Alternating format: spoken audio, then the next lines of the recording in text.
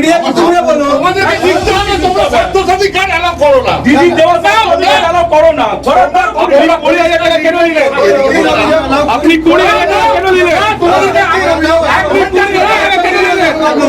আপনি ওর মধ্যে 20,000 টাকা কেন নিলেন? মানুষ নিয়ে মেরে ফেলবে। আপনি 20,000 টাকা কেন নিলেন? কারণ আপনি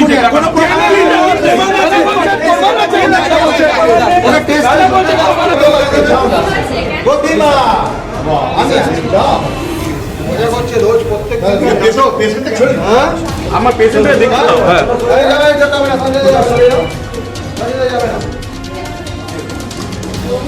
নাটক করে ফেলেছে জায়গা করে ফেলেছে।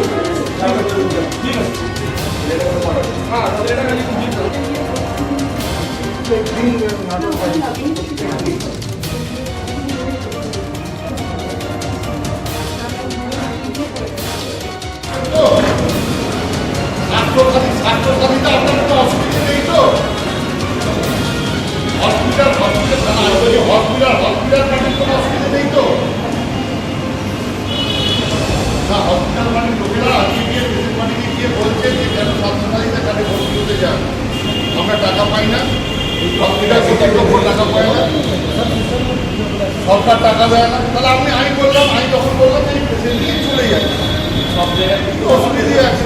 মুখ্যমন্ত্রী সমস্ত জায়গায় টাকা দিয়ে বিচার করে বলছেন যে সরকারি হসপিটাল। আমরা জানি আমাদের হাওড়ায় নারায়ণা আছে, আইএনএস আছে, জয়ী না। এইভাবে যদি আপনারা বলেন, আমি তো হসপিটাল কর্তৃপক্ষের সাথে কথা বলছি যে 24 ঘন্টার মধ্যে আপনারা লিখে দিন যে আমরা পরিষ্কার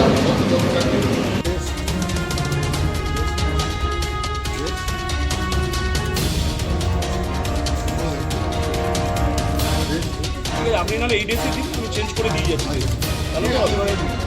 আমার অ্যাম্বুলেন্স এসে গেছে। কি বলেছে? এই স্বাস্থ্যসাথী হলে তাহলে অন্য জায়গায় ভর্তি হতে পারবে, এখানে টাকা ছাড়া কিছু হয় না, সেই তো আছে।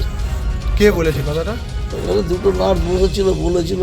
হ্যাঁ ঠিক আছে,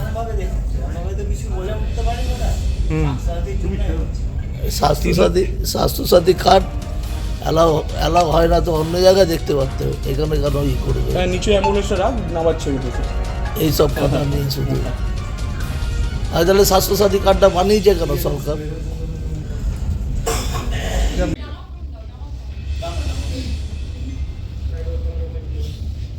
আপনি তো কথা मेरे से क्यों बात करो? मैं तो स्टाफ हूँ भैया, मैं तो स्टाफ हूँ, मुझसे क्यों?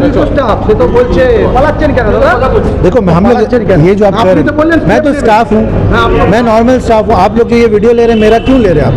मैं तो कोई स्पोक्स पर्सन नहीं हॉस्पिटल का, I am a normal staff of the hospital. आप ही बोल रहे हैं, वो तो मैं दादा से बात कर रहा था पेशेंट के बोल लिए। भी रहा था मेरा पेशेंट, मेरा स्टाफ का गलत है।